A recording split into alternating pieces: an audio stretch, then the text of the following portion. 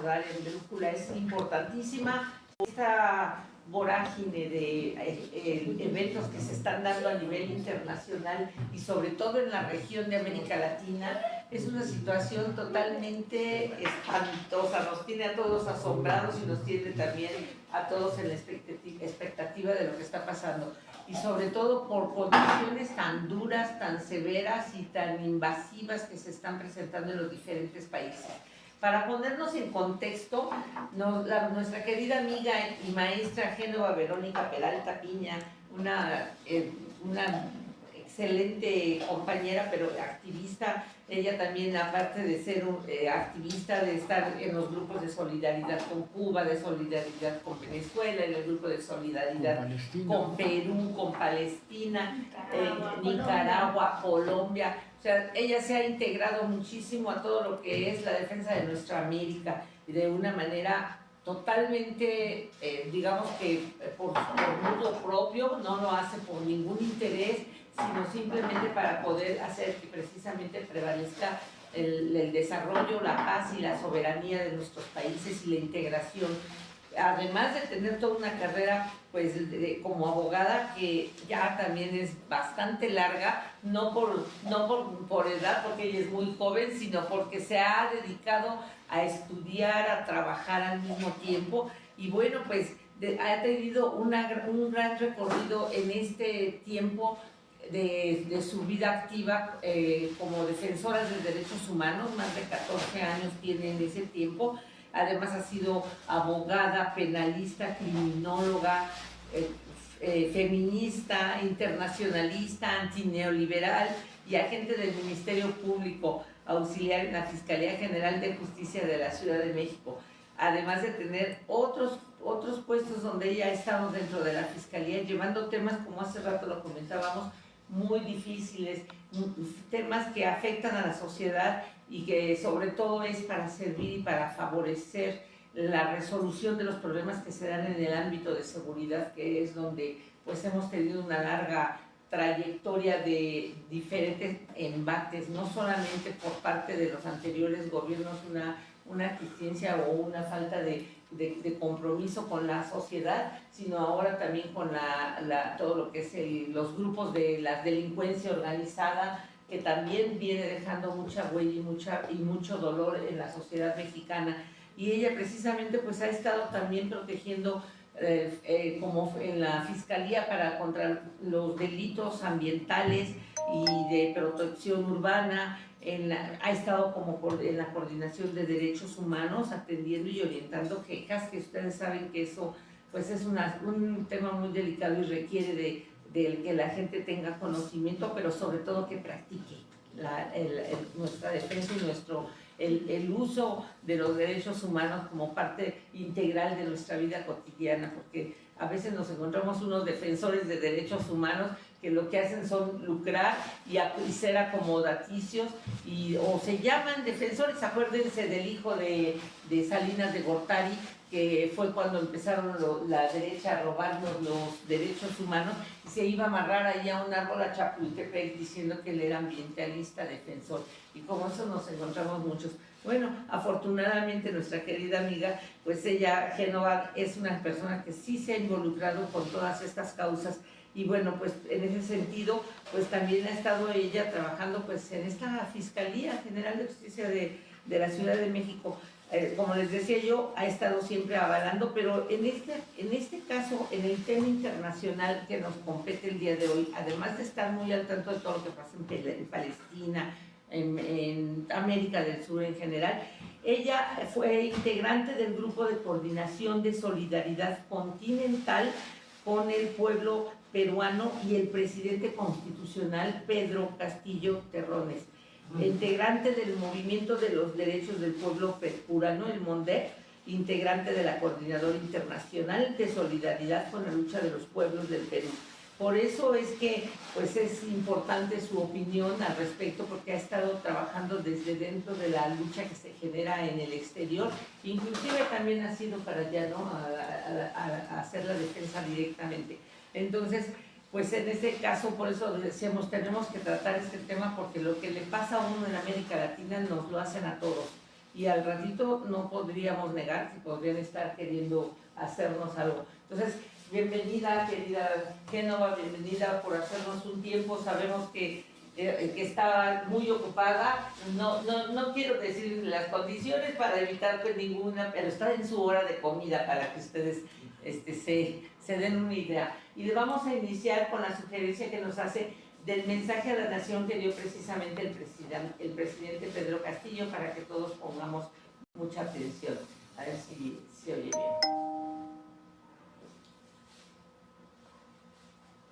Avísala, José.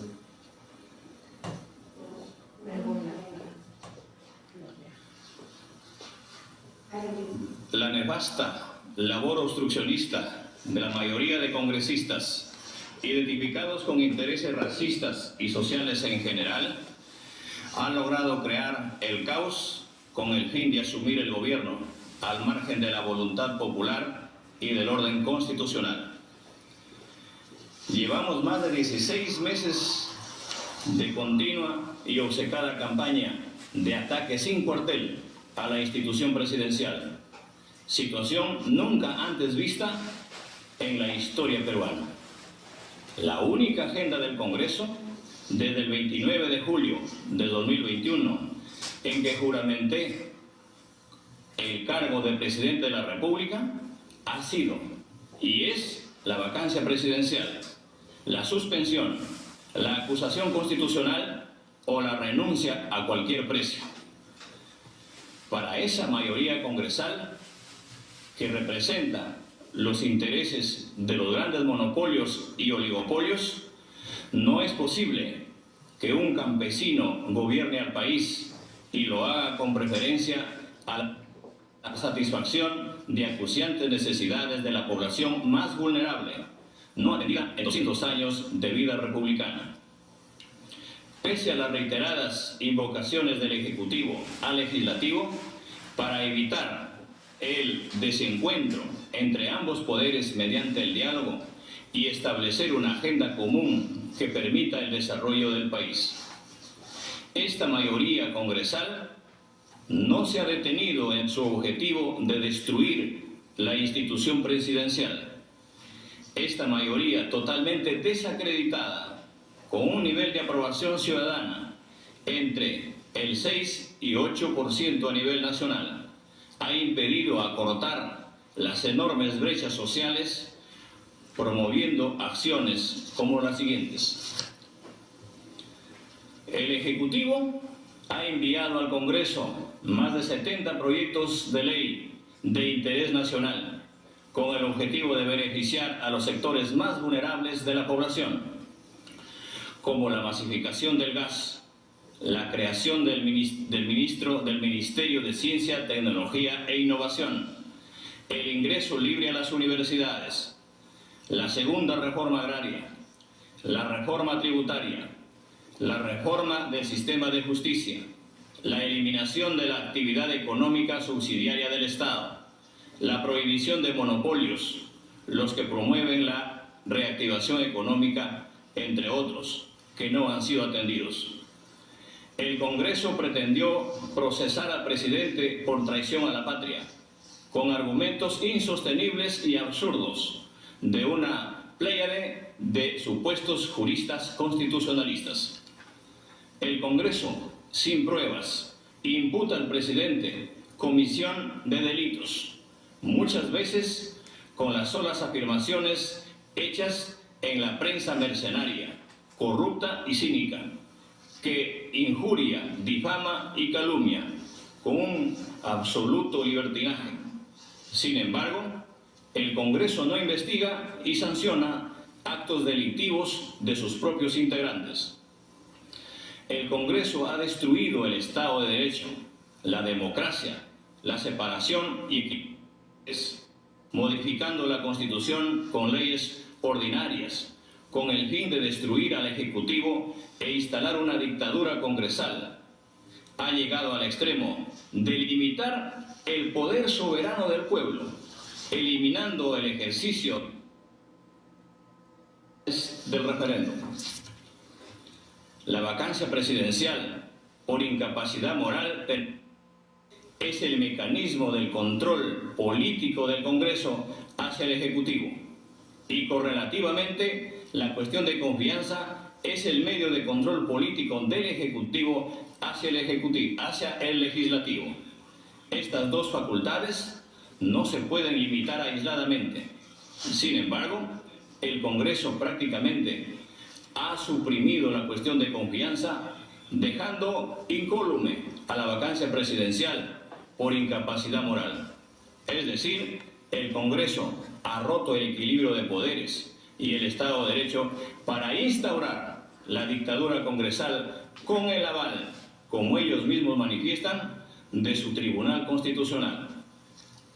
El Congreso no ha autorizado la salida del presidente a eventos internacionales, con argumentos absurdos, como el de sostener que el presidente se va a fugar. No obstante a la pandemia de la COVID-19 y a los elementos foráneos, como la guerra entre Rusia y Ucrania, que han determinado que el mundo, una economía de guerra, el Perú crece económicamente al 3%. El nivel de endeudamiento, la inflación y el riesgo país son los más bajos de la región. Sin embargo, el Congreso, el sistema de justicia, entre otras instituciones estatales, no alineadas con los grandes intereses nacionales, perturban permanentemente la realización de las acciones tendientes a un mayor crecimiento económico y el consiguiente desarrollo social. Los adversarios políticos más extremos, en un acto inédito, se unen con el único propósito de hacer fracasar al gobierno, para tomar el poder sin haber ganado previamente una elección. Esta situación intolerable no puede continuar. Por lo que, en atención al reclamo ciudadano a lo largo y ancho del país, tomamos la decisión de establecer un gobierno de excepción orientado a restablecer el Estado de Derecho y la democracia, a cuyo efecto se dictan las siguientes medidas. Disolver temporalmente el Congreso de la República e instaurar un gobierno de emergencia excepcional. Convocar en el más breve plazo a elecciones para un nuevo Congreso con facultades constituyentes para elaborar una nueva Constitución en un plazo no mayor de 9 meses. A partir de la fecha y hasta que se instaure el nuevo Congreso de la República, se gobernará mediante decretos ley. Se decreta el toque de queda a nivel nacional a partir del día de hoy, miércoles 7 de diciembre del 2022, desde las 22 horas hasta las 4 horas del día siguiente. Se declara en reorganización el sistema de justicia, el Poder Judicial, el Ministerio Público, la Junta Nacional de Justicia, el Tribunal Constitucional. Todos los que poseen armamento ilegal deberán entregarlo a la Policía Nacional en el plazo de 72 horas. Quien no lo haga comete delito sancionado con pena privativa de la libertad que se establecerá en el respectivo decreto ley. La Policía Nacional, con el auxilio de las Fuerzas Armadas, dedicarán todos sus esfuerzos al combate real y efectivo de la delincuencia, la corrupción y el narcotráfico, a cuyo efecto se les dotará de los recursos necesarios. Llamamos a todas las instituciones de la sociedad civil, asociaciones, rondas campesinas, frentes de defensa y a todos los sectores sociales a respaldar estas decisiones que nos permitan enrumbar nuestro país hacia su desarrollo sin discriminación alguna. Estamos comunicando a la OEA la decisión tomada en atención al artículo 27 de la Convención Americana de Derechos Humanos. En este interregno, tal como lo hemos venido pregonando y haciendo desde el inicio, se respetará escrupulosamente el modelo económico basado en una economía social de mercado, que se sustenta en el principio que señala tanto mercado como sea posible y tanto Estado como sea necesario. Es decir, se respeta y garantiza la propiedad privada, la iniciativa privada, la libertad de empresa, con una participación activa del Estado en protección de los derechos de los trabajadores, la prohibición de los monopolios, oligopolios y toda posición dominante, conservando el medio ambiente y protección de las poblaciones vulnerables. ¡Viva el Perú! Viva. Viva el Perú. Ahí fue por eso. Tantito porque no estoy Sí, adelante. mirando, tantito. Sí, por favor. Le pedía a Laurita que nos proyectara este video porque era importante que tuvieran el contexto, sobre todo. El gobierno peruano ha decidido en la fecha romper relaciones diplomáticas con México. Cuando esta canciller, que estuvo presa, la liberan y decide pedir asilo a México, ¿Por qué es importante este video? Porque se evalúa aquí en México. es lo que detonó todo lo que estamos viviendo hoy, ¿no? Que lo último que tenemos ahorita como país es que justamente Perú, por segunda ocasión, ha roto relaciones diplomáticas con México, ¿no? Entonces era importante que tuvieran todo el contexto, qué es lo que estaba ocurriendo en Perú en ese momento, que llevó a dar esta proclama, que es un anuncio público, como ustedes escuchan, frente a una televisora, que da él en su calidad de presidente constitucional, maestro José Pedro Castillo Pérez, el día 7 de diciembre del año 2021.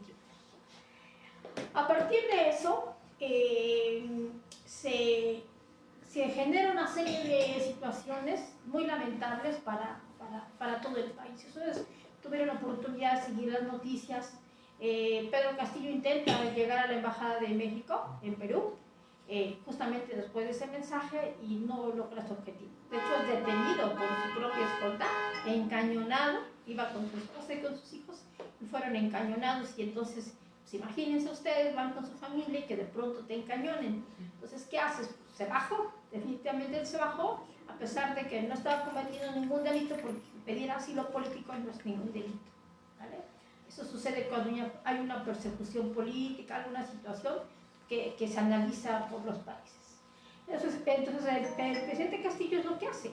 Él se va para allá, pero como se lo impide, bueno, pues él se baja, iba en compañía de su abogado, que en ese momento es su compañero, también exministro, que en ese momento ocupaba el mismo cargo que Betsy Chávez. Él lo iba acompañando en calidad de abogado, pero pues, evidentemente el tema penal, quiero decirles, queridas compañeras, queridos compañeros, que el tema penal es un tema que requiere una alta especialización, ¿no? Y sobre todo cuando hemos atravesado muchos de los países de casi toda América Latina, incluyendo nuestro país México, el sistema acusatorio adversarial.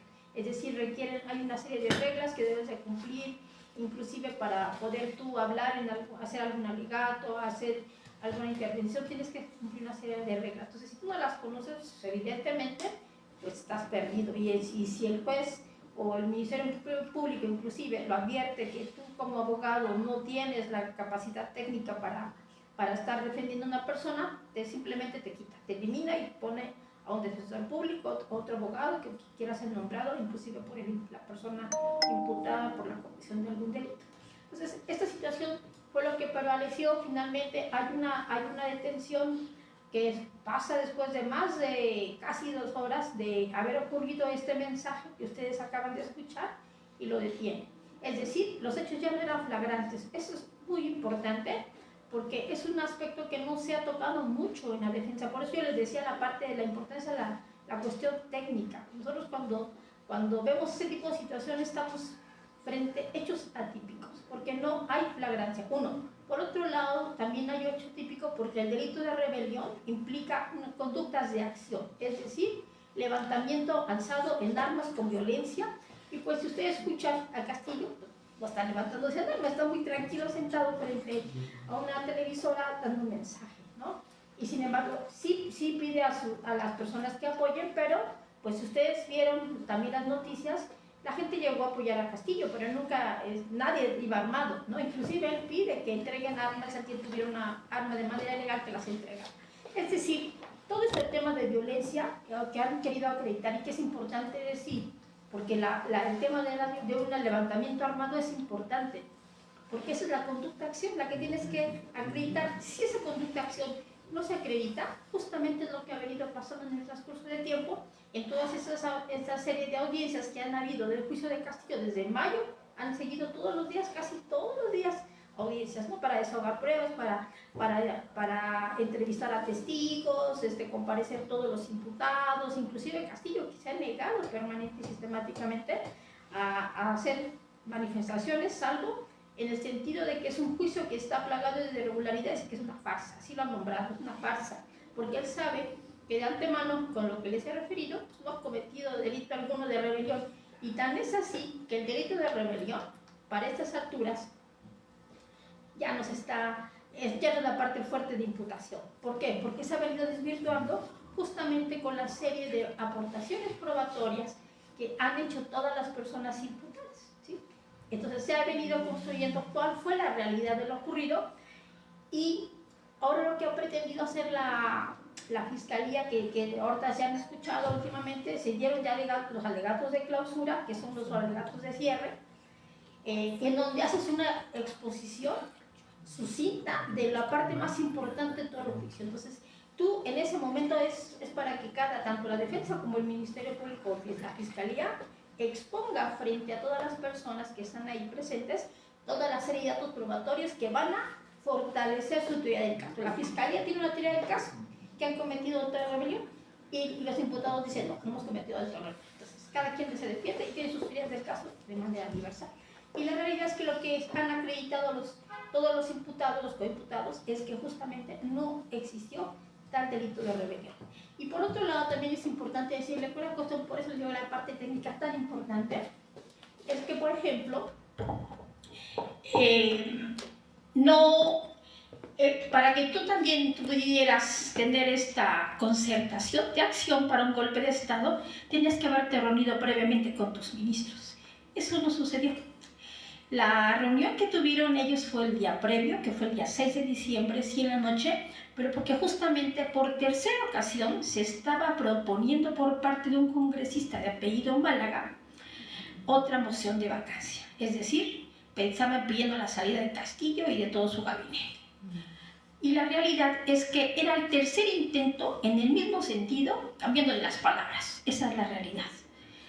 Y entonces ellos estaban viendo en la noche que no tenían los votos suficientes, pero estaban preocupados porque por 3 votos, una cosa así muy pequeñita, podían obtener la votación favorable para su salida, ¿no? Y encarcelamiento, porque es lo que se estilan, pero tristemente es importante también decirles que todos los presidentes que han gobernado últimamente en Perú, todos están encarcelados, y en el caso de Alan García, pues se suicidado, ¿no? Pero todos. Entonces, eso, tan solo mirándolo sin ser experto, sin ser penalista, sin ser criminólogo, te da una idea del estado de las cosas en Perú, de cómo justamente esta figura de la vacancia, que inclusive el Comité de Derechos Humanos de Naciones Unidas, en el examen periódico universal, observa que esa figura forma parte de un obstáculo sistemático para la gobernabilidad y la paz social en Perú. Entonces, ellos, de hecho, en este examen periódico universal que hace, ¿no?, de manera periódica, le pide al Estado peruano, al tribunal, a la Fiscalía, al Congreso en particular, pues sobre todo en este caso del Congreso, que registre en materia de la eliminación o el acotamiento de esta figura de la vacancia, justamente para evitar este clima de ingobernabilidad que vive Perú. Bueno, entonces esa situación se presenta. Se da esa vacancia que ustedes observaron, ¿no? Y donde dicen, ha sido vacado el presidente. Sí, el tema es que la vacancia se había solicitado, porque tiene un procedimiento, no es que hoy voy a llegar con mi propuesta y vamos a votar. Así no es. Sobre todo para un tema tan trascendente como vacar a un presidente y además a todo su gabinete, quitarlos, se requiere un procedimiento, que varios días para inscribir la propuesta, que se acepte, unas firmas, una serie de situaciones. Nada de eso sucedió para la situación de la vacancia que ese día se discutió y se votó, porque la vacancia que ese día se vota y se discute no tiene nada que ver con la que había propuesto Málaga. Es algo que no se dice, pero es algo que sucedió. Y entonces lo que hacen es que hablan justamente del mensaje que acaban ustedes de escuchar, y nada tenía que ver con lo que había dicho el congresista. Entonces imagínense, primero votaron por un tema que no había sido escrito en tiempo, forma y con todas las formalidades, y luego votan, y la votación tampoco la ganan, ¿no? Tampoco, le faltaron votos y sin embargo fue votado el presidente. Hasta este día, hasta el día de hoy, el presidente Castillo no ha sido formalmente notificado acerca de esa vacancia que fue realizada ese día. Y por otro lado, debo comentarles algo muy, muy importante, que es como un juicio político, para que más o menos tengan una idea. Un juicio político no es que de pronto suceda, o sea, tienes que, para que tú puedas quitarle el fuero a una persona con alta investidura, que es el caso de un presidente, tienes que justamente cumplir una serie de requisitos. Entonces, se hace ante en este caso, una autoridad. Eso no sucedió en el caso de Castillo.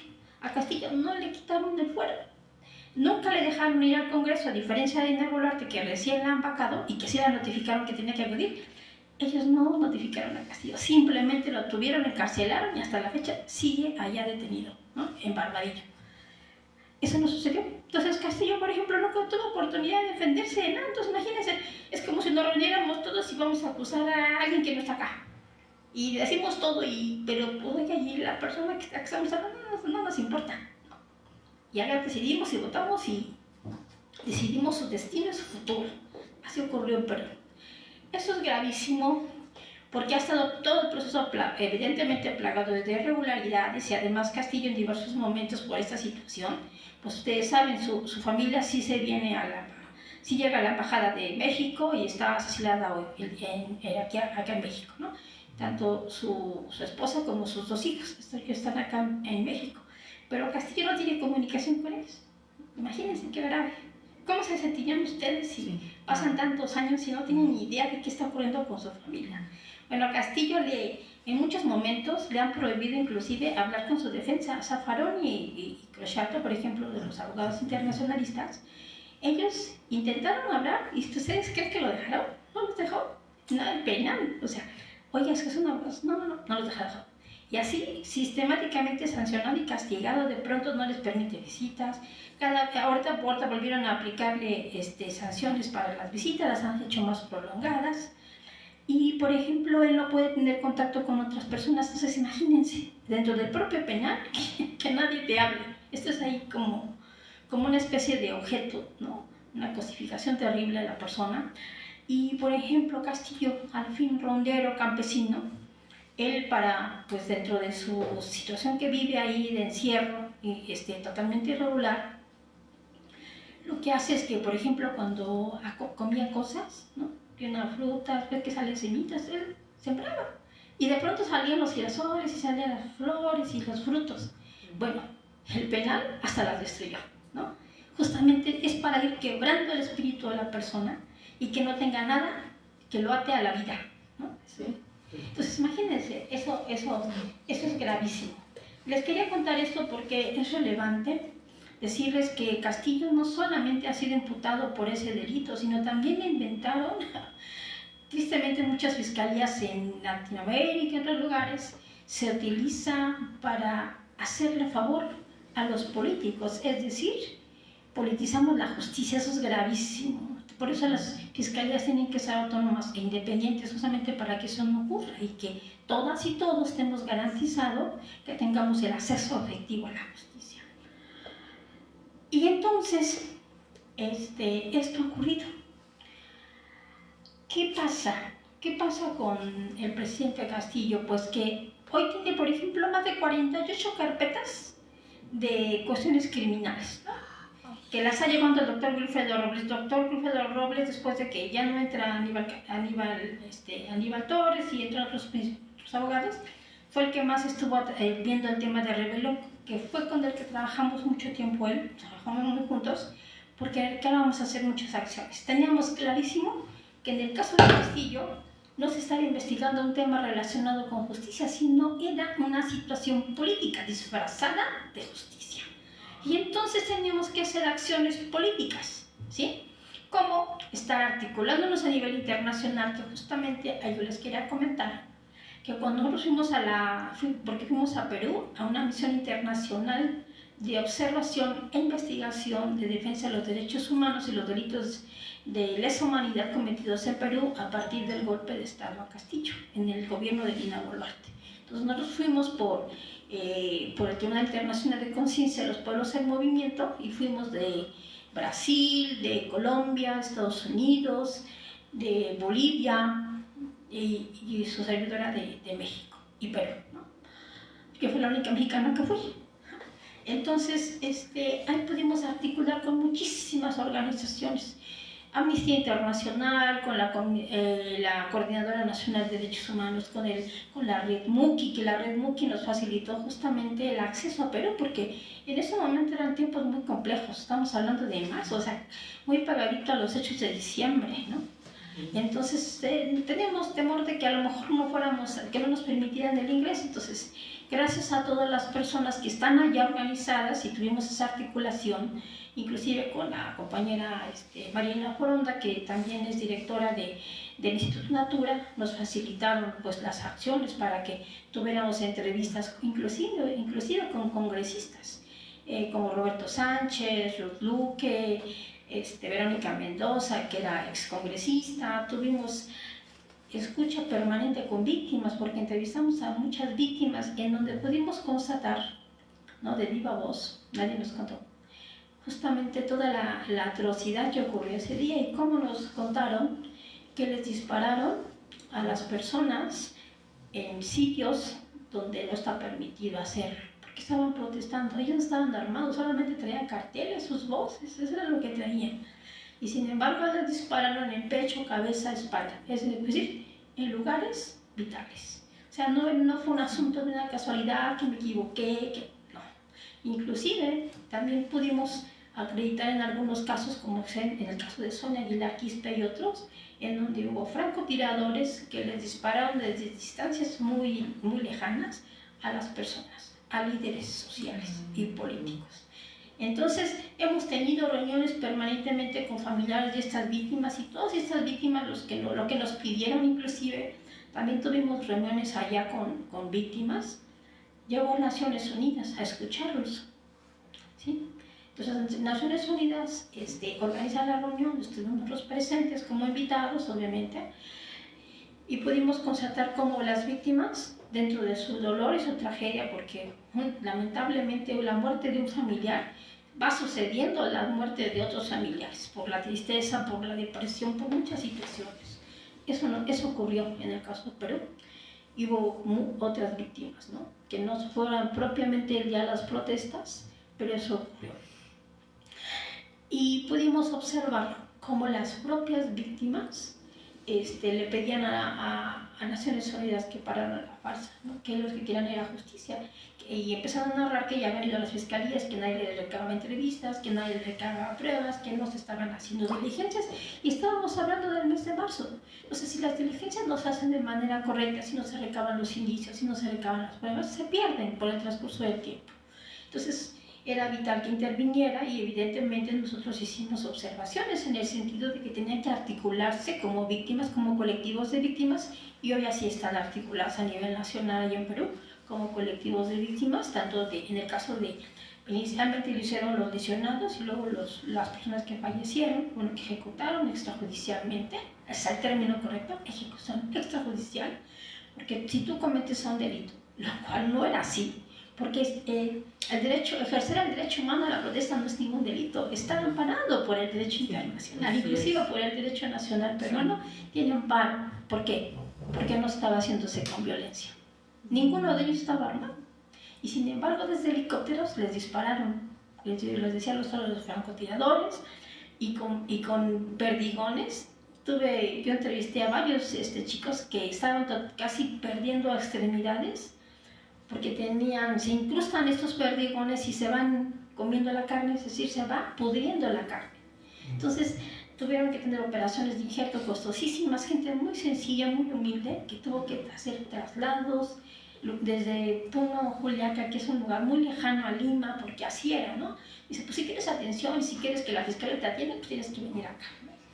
cuando tendrían que darles atención, justamente porque son víctimas, bueno, eso no sucedía. Entonces son parte de las cosas que fuimos documentando, las víctimas hasta la fecha seguimos articulados con ellos, y eso ha sido crucial para poder identificar, no solamente de ir a una misión y que recabes la entrevista y lo pongas en un informe, cosa que sí hicimos.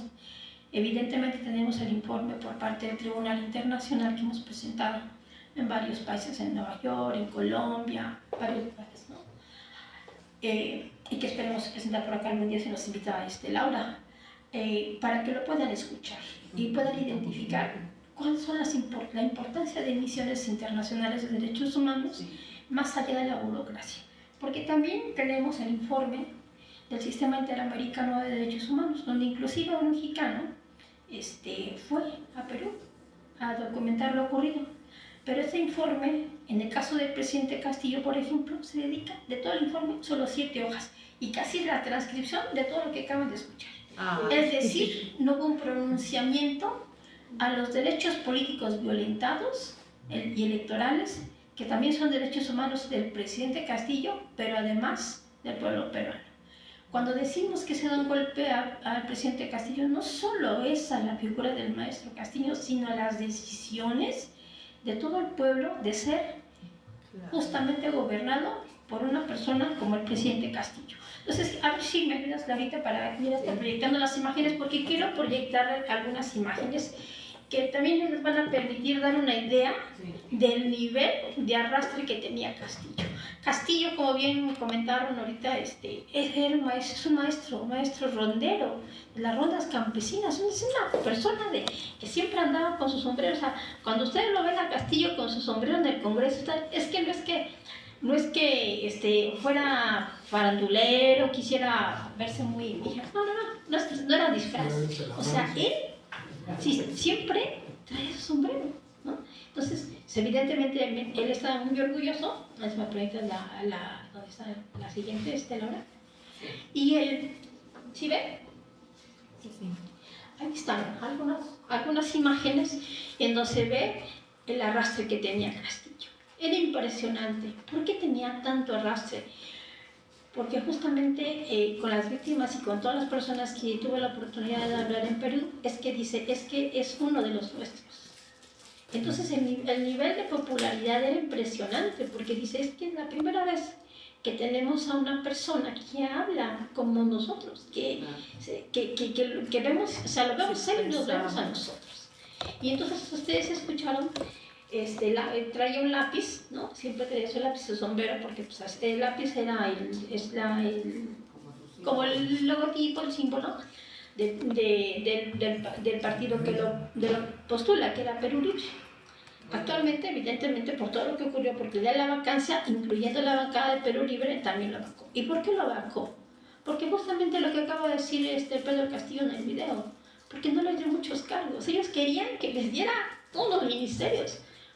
Pues evidentemente ustedes saben, para gobernar un país, pues no puedes gobernarlo con tus cuates. O sea, a lo mejor 1, 2, pero todas no, porque tienes que tener a gente que sea especialista, que conozca el tema, que sepa operar, que sepa articular, porque no se trata de tener un club de amigos en el gobierno. Entonces, pues miren, todo el nivel de arrastre era impresionante. Entonces, Keiko Fujimori, ¿no? Todo que es la derecha en Perú, y otros estaban alertadísimos cuando ven todo ese nivel de popularidad. Ahí está ya Castillo tomando su protesta, su sombrero que les decía, y si ven a sus hermanas, su mamá, igualito con sus sombreros, siempre traen sus sombreros.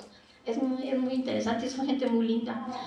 Y entonces todos los congresistas que toda la vida habían hecho política en Perú, pues, estaban impresionados por el arrastre y porque pues, se alarmaron de que cómo es posible que esta persona que nadie conocía pues, tenga tanta gente, ¿no? Y dice, pues ni nosotros no podemos ni llenar nada, ¿no? Y el señor pues llena todo, y así fue. Entonces fue un fenómeno arrollador en Perú. Entonces llegó con un alto poder de legitimidad, por eso es que dice, yo impulsé más de 70 iniciativas de ley, todas las cuales nunca fueron votadas, ni siquiera discutidas, nada analizadas. ¿Por qué? Porque quería retener la rectoría del Estado. quería trabajar para el pueblo de Perú, ¿no? Para todos los programas de desarrollo social, la industria, la minería, que todo regresara a Perú. Algo así como lo que fue haciendo Andrés Manuel con el tema del petróleo, la luz y demás, ¿no? El gas, él habló del gas, muy importante.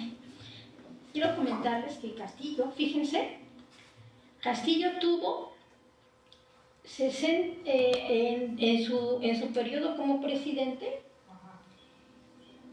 las exportaciones crecieron en más del 60%. Es decir, contrario a todo lo que se dice en los medios, porque yo lo escucho a los medios, fue un gobierno muy eficiente. Imagínense, 60% de aumento de exportaciones. Eso no había sucedido con ninguno de los anteriores presidentes, no obstante toda esta serie de guerra sistemática y toda esta obstaculización que tenía permanente y sistemáticamente en el Congreso. O sea, él se movía. De hecho, tuvo muchísima articulación con México, con muchos otros países, y de tal manera que pudieran hacer consulta. Pues, ¿a quién le pregunto? Pues a los que han gobernado más tiempo, que conocen más. Entonces, el nivel era impresionante de eficiencia, pero no podía, así como Andrés Manuel, que sí pudo hacerlo, con mucha dificultad. Pero ahí tenían un Congreso totalmente pues, adverso, porque además los de izquierda, que eran, supone que sus amigos, pues querían carteras, y como no las daba, pues no hay votos, ¿no? Entonces iban obstruyendo, y la derecha, pues fujimorista, de nada se esperaba.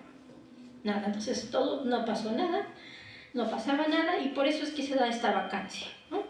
Tristemente, muchos congresistas, o algunos congresistas que eran de izquierda, porque ya no, dicen compañero, dicen muy bien, un compañero periodista, cuando te han hecho eso, dejan de ser de izquierda y se convierten en gente de derecha, y dije, tiene razón. Se han convertido a la derecha por intereses personales o de económicos por encima de un pueblo. Eso ocurrió con Perú. Es importante decirles que muchos de estos políticos los confrontamos allá en Perú, ¿no? ¿Por qué habían vacado a su presidente? ¿Y por qué tenían a Perú al borde de un conflicto armado, ¿no? Y pues, ya saben, ¿no? Las excusas fueron muchísimas, y hablaban de que por qué es que eran corruptos y todo tipo de la narrativa. Digo, bueno, ¿y cómo es que hicieron corruptos? No se ha acreditado hasta ahorita ningún caso de corrupción. Y sin embargo, en el caso de los congresistas, sí tienen serias imputaciones, que todas están paradas por la fiscalía, ¿no? En el caso de los congresistas peruanos, que tienen nexos con la oligarquía empresarial, tanto peruana como internacional. Entonces, eso es lo que están defendiendo hoy. El Congreso peruano, su nivel de votación según el Instituto de Estudios Peruanos, cuando fuimos tenía un nivel de 7% de legitimidad. Y en el caso de Dina Boluarte tenía 8%. Imagínense todo lo que ha venido ocurriendo, ¿qué nivel creen de aprobación pueda tener?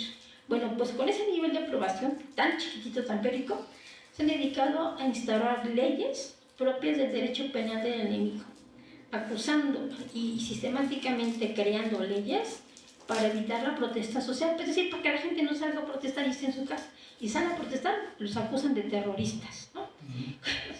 El terrorismo hace años que ya en Perú no existe. Entonces, cada vez que pueden, ellos justamente con esa narrativa traen a luz que si son senderistas, que si son terrucos, que si son así, solamente por pedir y exigir un derecho a un futuro, ¿no? Y sobre todo, el respeto a sus derechos políticos electorales, que sea gobernado por un presidente. Esa foto es muy importante porque está Lisa Kena. Ella fue agente de la CIA, y en el momento de que Castillo es vacado, ella era la embajadora de Estados Unidos en Perú, y ahí al lado es el general Bobbio.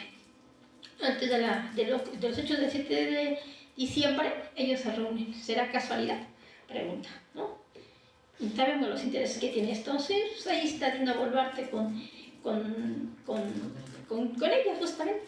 Todo lo que no ocurrió con Castillo sí ocurrió de manera inmediata con ella, ¿no? La aprobación era permanente.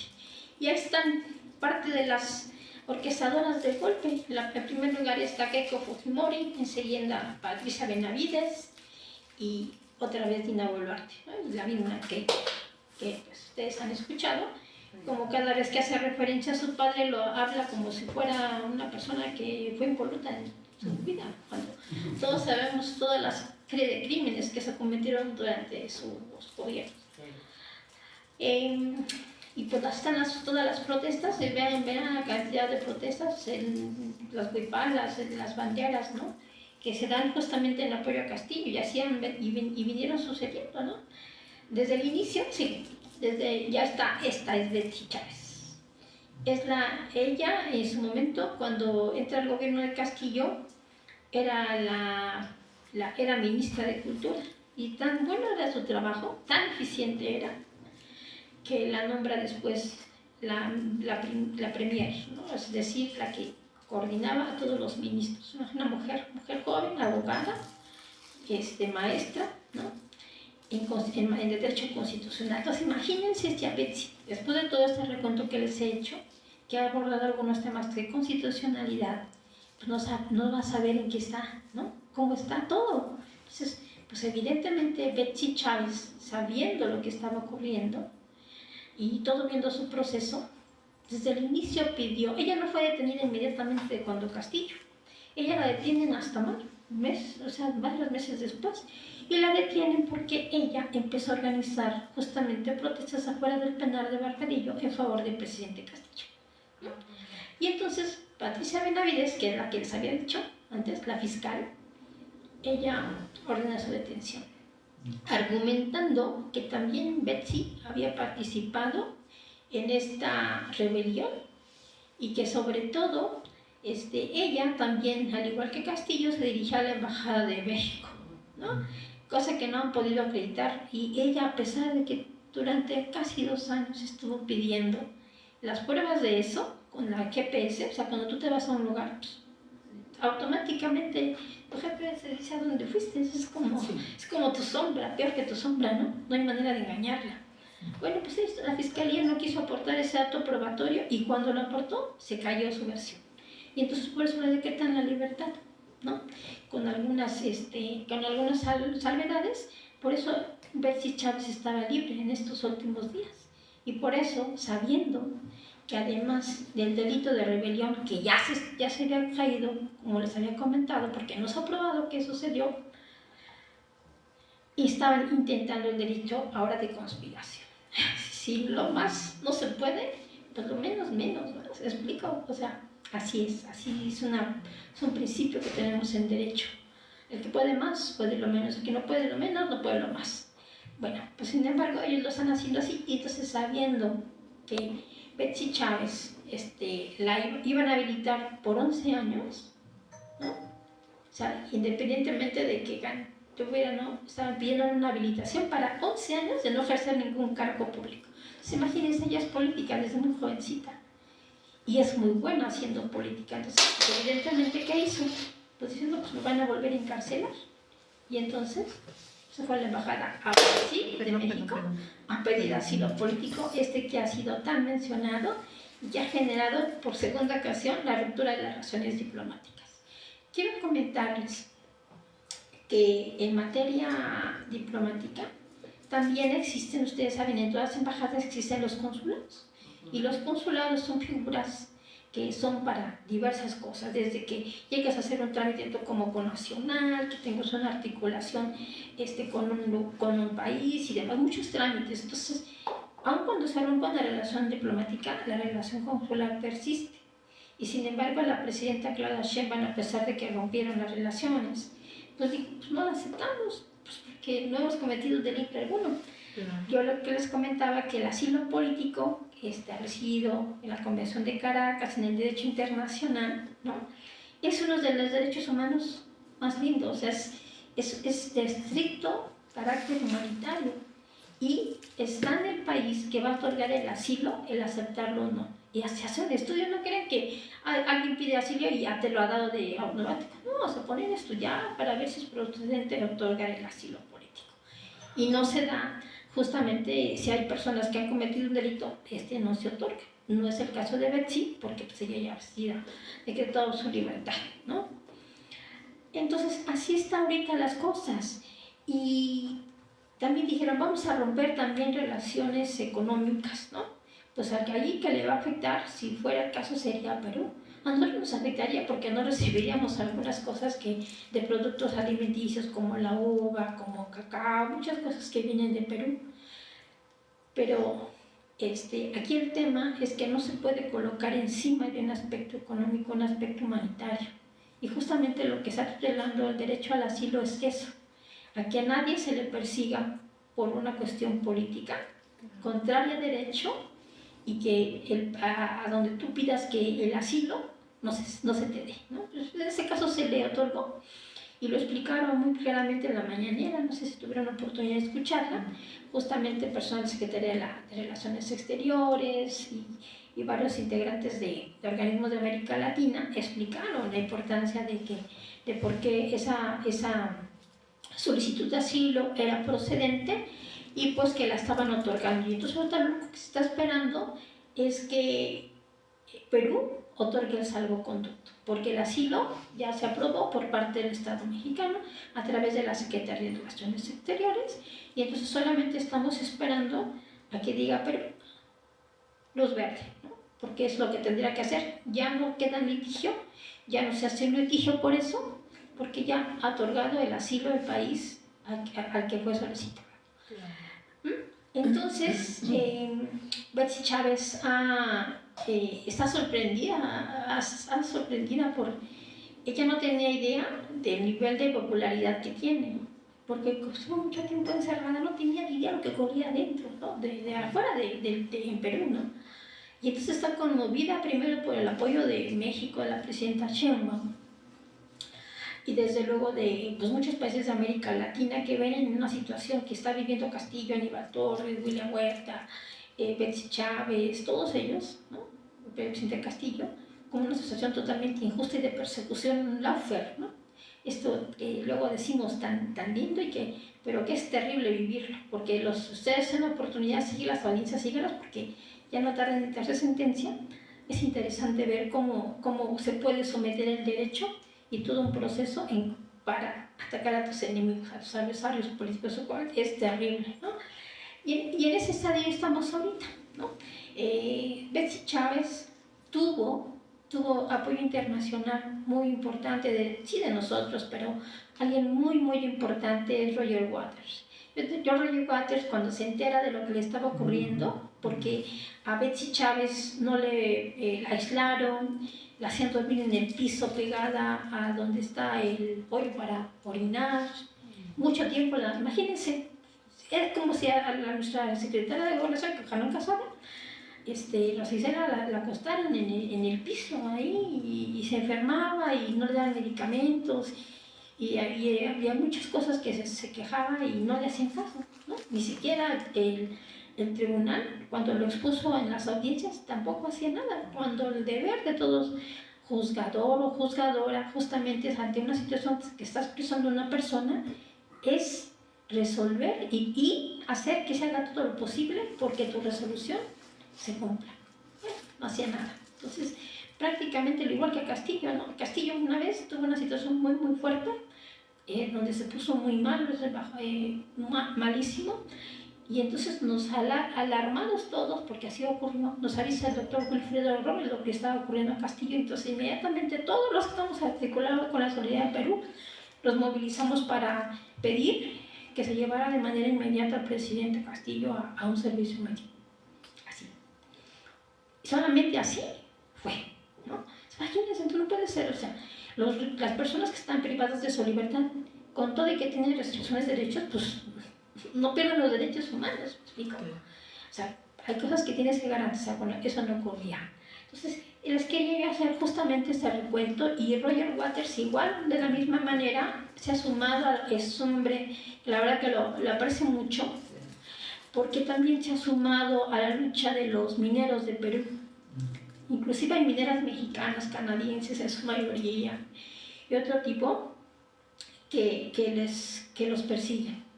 O sea, aparte de estas luchas y estas víctimas que ya les he referido, también existen otras víctimas de esta dictadura en su momento de Dina Boluarte, ahora de José Geri, que es lo mismo exactamente igual, solamente con rostro de hombre.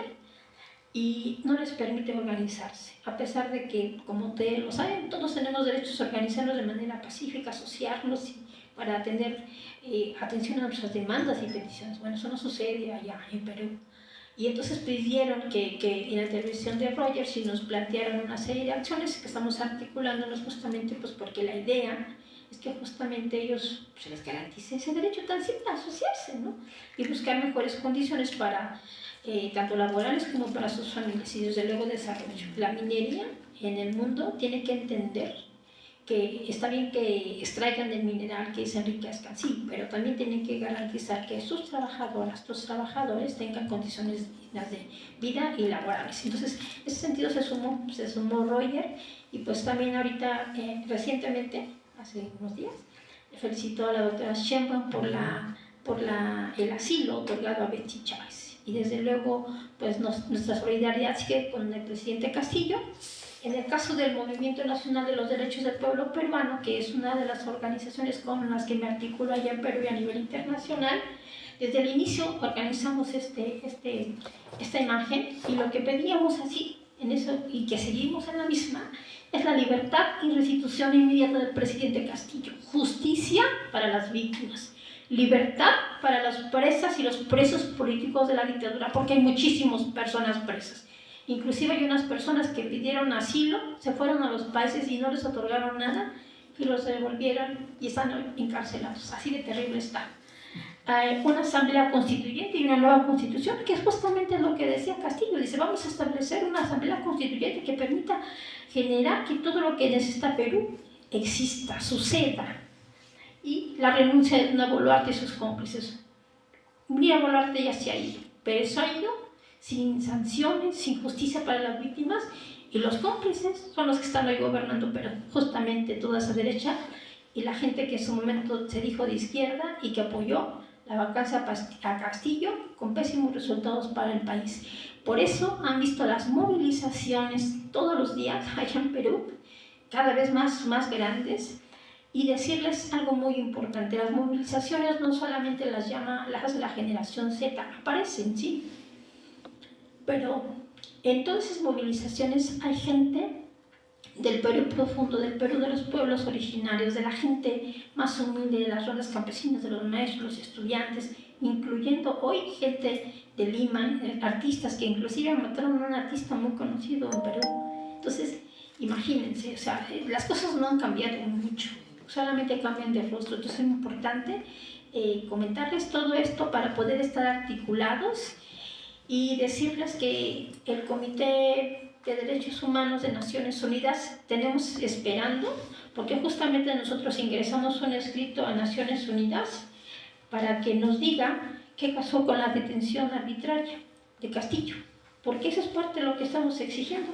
Presentamos esta carta abierta al secretario de Naciones Unidas el 7 de febrero de 2024. Yo la presenté aquí en la oficina del Alto Comisionado para las Naciones Unidas, y el doctor Robles allá en Perú y muchos otros compañeros en otros países, cada quien en diversos países, para hacer presión. Y a pesar de que ha ido a Naciones Unidas, inclusive a Ginebra, el doctor Robles, hasta ahorita no tenemos respuesta sobre el tema de la detención arbitraria, que eso no puede suceder. Si permitimos y toleramos que a nuestros presidentes, solo por su origen, ¿no? Porque detrás de esa detención hay un enorme clasismo y racismo, ideología evidentemente, porque a Castillo le dicen que es senderista, que es terrorista, hay muchas cosas que no existen, ¿no? Porque hace tiempo que el senderismo y el terrorismo ya no existen. Y sin embargo no tenemos aún respuesta, ¿no? Y está obligado el sistema de Naciones Unidas a dar respuesta, porque esas son parte de las funciones por las que nos hemos coaligado a Naciones Unidas. Y yo no estoy por una desaparición, sí estoy por una reforma a Naciones Unidas, pero sobre todo para que se atendan temas tan importantes como ese, ¿no? Inclusive el propio informe universal y todo el informe del Grupo de Trabajo de Derechos Humanos llama la atención sobre la importancia de que Castillo tenga un juicio justo y todos los involucrados, y que las personas, y se haga una investigación impecable, apegada al derecho y al debido proceso, porque eso no ha sucedido en Perú y es lo que está llamando. Y el Estado peruano no solamente tendrá que responder de manera escrita, sino con acciones concretas y reales, y eliminar todas estas leyes antiterroristas. Pues esa sería mi intervención y estoy para lo que gusten con sus preguntas. Muchas gracias.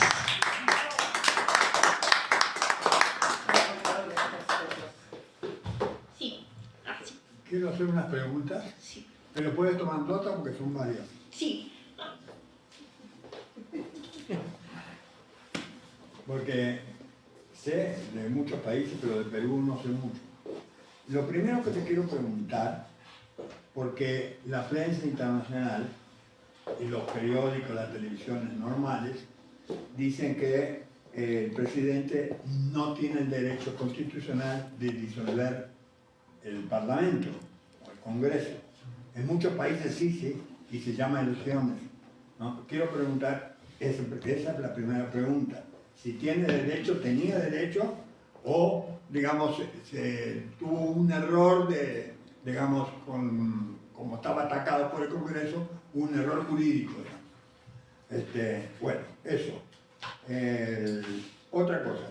Quería saber que dentro de la izquierda misma estaba, no me acuerdo el apellido de otro compañero que ya estaba en el sur, de Cerrón, ¿cómo era que se llamaba? Sí, perdón. Cerrón. Bueno, ese mismo le dio, pero la verdad que le dio toda la contra que pudo a Pedro Castillo. Entonces, ¿por qué circunstancia eso? Pues, en Bolivia, ¿viste lo que pasó? Por esta discusión se pierden las elecciones y se le entrega a la derecha.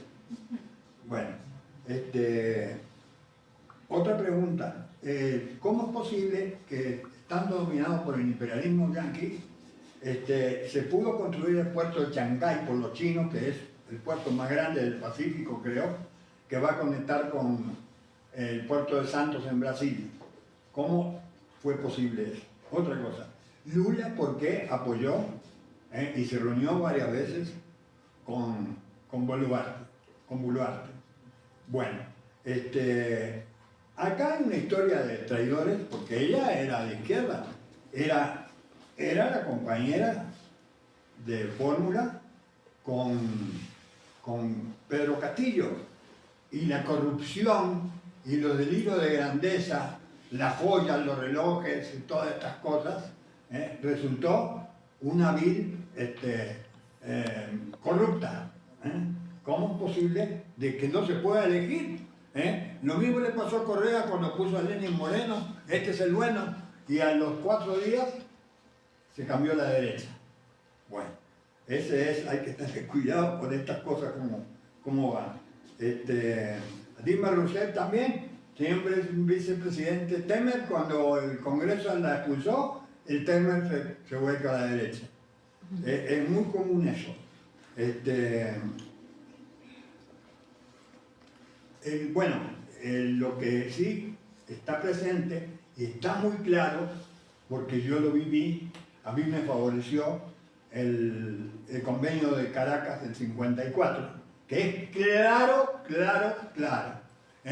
Y había dictaduras militares, y ahí no invadieron como en Ecuador la embajada. Ahí yo estuve tranquilo, eran dictaduras militares, lo mismo que tuvieron en Argentina, lo mismo que tuvieron en Chile. Que el presidente del embajador, el embajador de México tuvo una tarea fundamental para los habitantes. ¿Cuántos éramos en todos los países? Éramos miles. Que yo amé a México cuando llegué, que me dio la vida. Y yo fui favorecido por el convenio de Caracas. Después, el derecho internacional está, digamos, bastante deteriorado. Vemos lo que está pasando, la otra vez tuvimos la conferencia, lo que está pasando en Venezuela, lleno de barcas, con portaaviones, y se hacen a los lanchitas que pasan por ahí, las matan a todos y nunca hay una prueba de nada. También pasó hace ya 1 año y medio, en abril del 24, la invasión de la Embajada de México por el corrupto gobierno de Noboa, de Ecuador, ¿qué dije? Sí, Noboa. En la Embajada de México. La Embajada de México, en Ecuador. Invaden y todavía la Corte Internacional de Justicia, no hay. Eso debería ser al mes, porque ahí está todo comprobado. ¿Qué están buscando? ¿Pruebas de qué?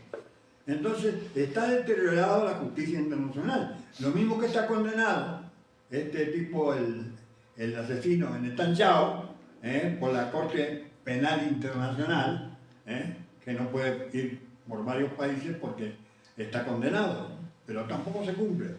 Entonces, mientras la hegemonía sea de los gringos, la cosa va a estar difícil. Por eso estamos luchando y por eso pensamos que tiene que haber un mundo multipolar de colaboración con todos los países y no de saqueo como estos gringos y por la fuerza que hay en hacer todo, ¿no? Entonces, gracias compañera. A lo mejor me decidí en la pregunta, pero no tengo la claridad. Algunas no fueron preguntas, fueron Sí, muchas gracias. No sé si alguien más quiere hacer alguna... Sí, una pregunta rápidamente. ¿Cuál es el perfil de la oligarquía en Perú? Es decir, en el caso de Ecuador, bueno, pues es patente que es una estructura que representa a Noboa y que son, pues diría como hacendados. Y narcos. Narcos también. Pero en el caso de Perú, pareciera existir una oligarquía feroz. Por eso pregunto, ¿cuál es ese perfil? sí. Disculpe, ya no hay lo que podríamos llamar, no sé si narcoterrorismo o cuestiones de guerrillas, porque en el 82-83 yo estuve en Lima y ahí en el hotel me dijeron, no salgas, ¿sí? Porque está peligroso. Y en la madrugada hubo un sabotaje a líneas de electricidad cerca de la embajada, ahí en Lima, en el centro, que me pareció muy bonita, porque se parece mucho a México, sí, pero en pequeño, ¿sí? Esa es la pregunta, que si hay o todavía, ¿sí? Como lo que hubo de Sendero Luminoso. Gracias. Sí. Sí. Sí, otra pregunta que me gustaría formularle es respecto a que, bueno, por lo que nos ha planteado, es evidente que Perú está inmerso en una crisis del Estado de Derecho, pero también en una crisis de la democracia, de las representaciones, tanto por los bajos niveles de aceptación de quienes dirigen el país o de quienes tomaron el poder de manera ilegal en el país, como también una crisis de seguridad. Y bueno, al menos en lo económico parece no ser así, ¿verdad? Porque estamos hablando de infraestructuras, o también hay una crisis económica, ¿okay? Hay también. Entonces, dado la conjunción de todas estas crisis, podríamos considerar que encontrar una salida, y sobre todo en un contexto de intervención de Estados Unidos, si no estaríamos hablando de un Estado fallido, si podríamos catalogarlo como un Estado fallido, y si todo esto no ha sido propiciado desde el exterior, desde el imperialismo anglosajón, en el entendido de que una situación muy similar están viviendo otros países de Latinoamérica, del asedio de los Estados Unidos a través de estas políticas antidrogas que obviamente han servido para desestabilizar a los países latinoamericanos.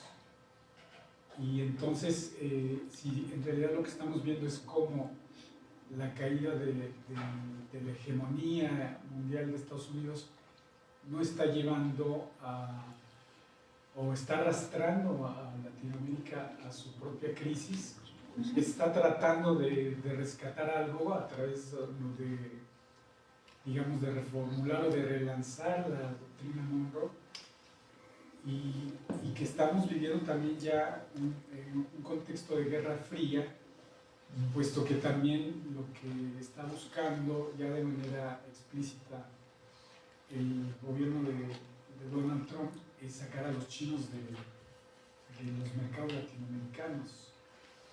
y obviamente también ha tratado, bueno, ya declaró a Trump narcopresidente, declaró a Maduro narcopresidente, ahora con el último incidente que se tuvo en Río de Janeiro contra el Comando Vermelho, que también hay un intento de involucrar o de meter en ese mismo cuadro de narcopolítica al presidente Lula. Y bueno, y en México pues no estamos exentos de eso mismo, ¿verdad? Entonces, la pregunta después de todo esto sería, ¿qué salidas vislumbra? Porque hay una derecha internacional que inclusive podríamos decir que coordinada por las embajadas de los Estados Unidos, y si entonces la respuesta que se tendría que dar es una respuesta internacional que sí se está dando, por ejemplo, cuando Petro dice, le da instrucciones a su jefe, a su ministro de Defensa, de que articule acciones conjuntas con el ejército venezolano, o cuando, por ejemplo, Lula moviliza también tropas hacia la frontera en la Amazonia, o cuando Rusia se pronuncia no solamente políticamente, sino también a través de apoyo militar a Venezuela, y lo mismo los pronunciamientos de China, en fin, no es una respuesta militar lo que va a frenar esta embestida de los Estados Unidos, pero bueno, finalmente me gustaría conocer su opinión. Sí, muchas gracias. Ay, podemos hacer otra sesión con todo esto que me han preguntado. Pues mire, queridas compañeras, queridos compañeros, primero agradecer la escucha y sobre todo mandarle un enorme saludo a Perú, que nos están escuchando a través de internet, los compañeros de Perú, de la CISOL, del MONDEP, de muchas organizaciones que están articulados con nosotros y que me han invitado a formar parte. Soy de las pocas, una única mexicana que estoy en organizaciones internacionales ya articulando con ellos. La mayoría están en otros países, Europa, Estados Unidos, más. Me han invitado. Yo estoy honrada con esa distinción porque yo hago solidaridad justamente para eso, porque yo soy como una mujer convencida que si el derecho no se coloca para los pueblos, si no se articula desde ahí, ¿no? Pues entonces, ¿qué clase de abogadas, de abogados, de juristas somos? Si no miramos al pueblo que siempre ha sido soslayado por la justicia. Y evidentemente un abrazo a Betsy Chávez, al presidente Castillo, a Roberto Sánchez, a todos y todos los compañeros que están trabajando muy fuerte, todas las compañeras del colectivo Cusca, ¿no? Todos ellos que saben que los aprecio mucho.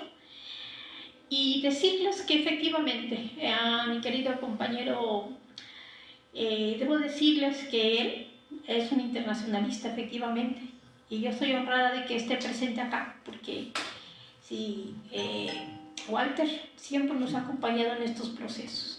Y entonces yo soy feliz de haberte escuchado, que justamente esta convención de Caracas sea la que hoy que tiene acá. Y tú lo invocaste en su momento, entonces es un ejemplo de que eso existe, no es algo que México se haya sacado ni que de pronto surgió de la nada, ¿no? Eso existe desde hace muchos años, no desde ahorita, pero hoy con el mundo de las comunicaciones, las cosas, todo fluye muchísimo, muy rápido, y ya la nota que en este momento la noticia a la siguiente hora ya es cosa del pasado. Pero lo que no es pasado es que el derecho humanitario, el derecho al asilo es el derecho internacional, y a pesar es importante decirles que a pesar de todos los asegúnos que vienen narrados en los ejemplos que han expuesto, es importante defenderlo. Luigi Ferrajoli, que es un jurista reconocido a nivel internacional, maestro de maestros, él dice que el derecho internacional es inútil, y lo vemos de alguna manera inútil cuando vemos casos como Palestina, en donde está un genocidio que a pesar de este cese al fuego, pues se siguen asesinando a palestinas y palestinos y están encarcelados, torturados y vejados, y pues no se diga de la Global Summer Flotilla que ustedes vieron, o sea, no se los cuento, ¿no? Detuvieron todos ellos eran defensores de derechos humanos, defensoras, y los detuvieron, los encarcelaron, en nuestro Ledesma, todos los compañeros mexicanos, ¿no? Que y a pesar de eso estuvieron allá, ¿no? Entonces, pero no podemos seguir sometidos a ese derecho internacional si no tiene justamente pinzas y poder de actuar y de evitar violaciones a los derechos humanos. Entonces, por ejemplo, yo como abogada estoy por una reforma tanto al sistema interamericano como al sistema universal. Estamos ya porque la OEA desaparezca, porque es una oficina que nos administra los países que formamos parte de la OEA y nos ven como colonias, ¿no? Entonces nos dicen ahí cómo las cosas tienen que hacerse. De hecho, yo tengo una presunción que pues, evidentemente ya que aplico Castillo, porque espero poder hablar por él. Ya he escrito cartas a él. Me diga qué ocurrió. Tengo la presunción de que detrás de esa proclama hubo alguien que le introyectó esa idea, y ese pudo haber sido Almagro, porque poquito antes, ustedes se ponen a revisar los medios. Castillo tuvo acercamiento con Almagro, y sabemos quién es Almagro, ¿no? Entonces, de ese hombre no se podía esperar nada. De hecho, cuando yo lo vi, dije, no puede ser, ¿cómo es posible que ya se haya acercado? Por eso es importante estar articulados. Bien comentan ustedes en el caso de Brasil.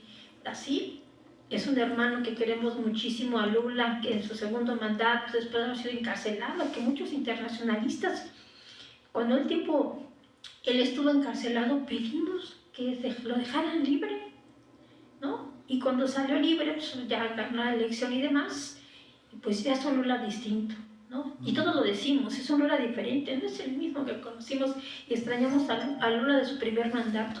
Pero también entendemos que Brasil tiene un congreso adverso, o sea, está en la derecha metidísima ahí. Entonces, imagínense algo que le hicieron otra vez algo similar. O sea, ¿me explico? Entonces, yo considero que aparte, sin quererlo juzgar, ¿no? Porque comprendo que no la tienen sencilla, no la tiene Brasil hoy sencilla. Y vivieron cosas terribles con Bolsonaro, terribles.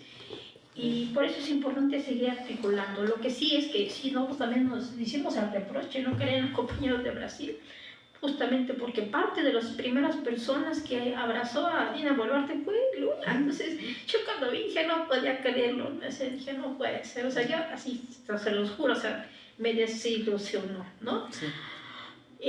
Pero también entiendo que ellos forman parte de los países de la Amazonía y que tienen acuerdos permanentes porque por su cercanía, son cuestiones geoestratégicas, geopolíticas, tienen que estar articulados. Y en ese momento, pues la que estaba gobernando era ella, y bueno, pues a veces el pragmatismo que tenemos algunos políticos, no es mi caso, pero algunos políticos lo tienen, ¿no? Lo tienen muy introyectado, y entonces dicen, bueno, muera el rey, viva el rey, ¿no? Entonces, pero esas cosas tienen que ir cambiando, porque efectivamente, si no estamos articulados y cohesionados como América Latina, a pesar de todos los esfuerzos, porque hacemos muchísimos esfuerzos los internacionalistas en la base, ¿no? A nivel internacional, nos damos acuerdos, hacemos cosas, articulamos, dedicamos tiempo, conocimiento, pensamiento, todo.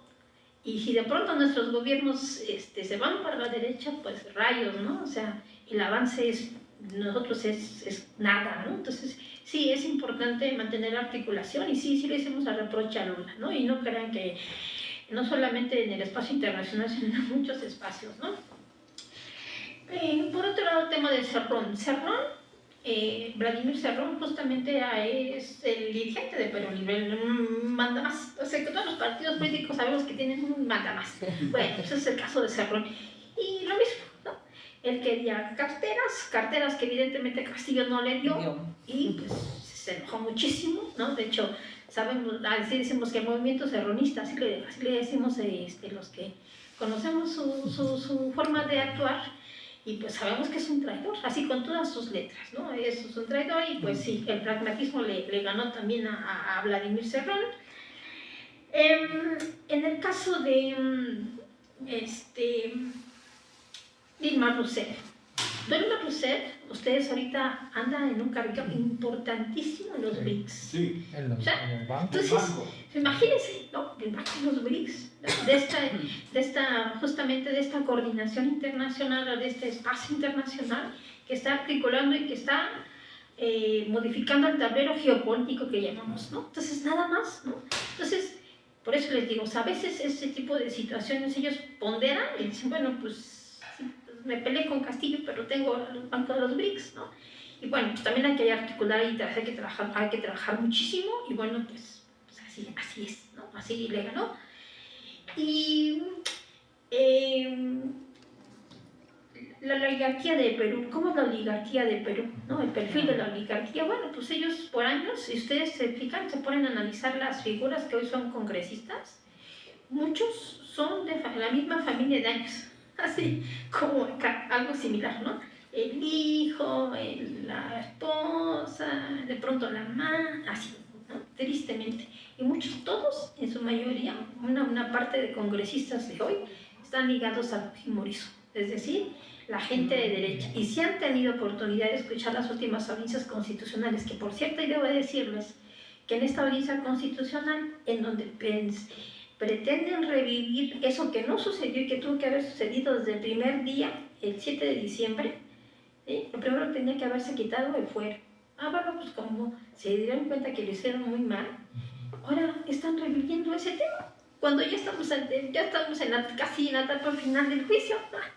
Bueno, pues si tuvieron la oportunidad de escuchar a estos congresistas de derecha, todos dicen, el castrochavismo, ¿no? O sea, Castillo era de los aliados del castrochavismo, de Maduro, y empiezan así, y yo los escuchaba y dije, pero parecía yo que estaba escuchando a Marco Cortés, a todos estos de acá, ¿no?